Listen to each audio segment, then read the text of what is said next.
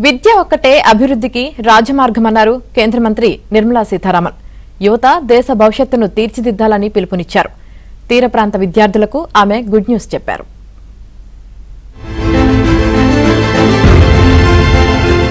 పశ్చిమ గోదావరి జిల్లా నర్సాపురం మండలం పెదమైనవానిలంకలో కేంద్ర మంత్రి నిర్మలా సీతారామన్ పర్యటించారు. యూనియన్ బ్యాంక్ సహకారంతో ఉన్నత పాఠశాలలో ఏర్పాటు చేసిన 18 లక్షల విలువైన కంప్యూటర్లు, సైన్స్ ల్యాబ్ ను ఆమె ప్రారంభించారు. టీచర్లతో మాట్లాడారు. పాఠశాలలో మౌలిక సదుపాయాలపై కేంద్ర మంత్రి ఆరా తీశారు. మన దేశానికి గుర్తింపు, కీర్తి ప్రతిష్టలు తెచ్చే విద్య, క్రీడలపై యువత ప్రత్యేక దృష్టి పెట్టాలని నిర్మలా సీతారామన్ సూచించారు. తీర ప్రాంత యువత ఉన్నత చదువులు చదివి దేశానికి, రాష్ట్రానికి మంచి సేవలు అందించాలని ఆమె కోరారు. తీర ప్రాంతానికి ఏం కావాలన్నా చేసేందుకు సిద్ధంగా ఉన్నామని, విద్యార్థులు బాగా చదవాలని సూచించారు.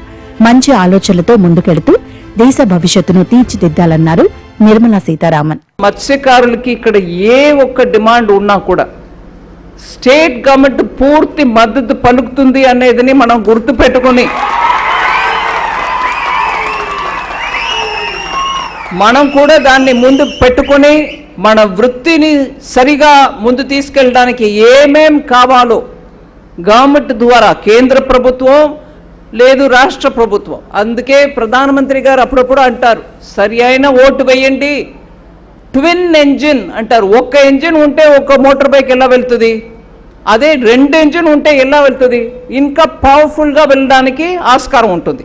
ఇప్పుడు మనకి ఇక్కడ ఎన్డీఏ ప్రభుత్వం ఉండడం చాలా ఉపయోగం. అందువల్ల ఇక్కడ ఉన్న ప్రజలందరికీ కూడా చెప్తున్నా, నేను ఏదో కేంద్ర ప్రభుత్వం ద్వారా లేదు విత్త మంత్రి, ఫైనాన్స్ మినిస్టర్ అనేది కాదు. ఇక్కడ నేను మీలో ఒకరు, మీ ఇంటి కూతురు.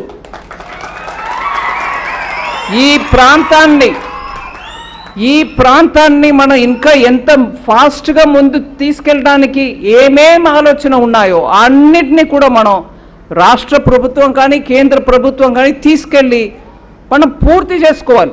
ఈ కార్యక్రమంలో కేంద్ర మంత్రి భూపతిరాజు శ్రీనివాస వర్మ, రాష్ట్ర మంత్రులు పయ్యావుల కేశవ్, నిమ్మల రామానాయుడు, బీజేపీ ఏపీ అధ్యక్షుడు పివిఎన్ మాధవ్ తదితరులు పాల్గొన్నారు.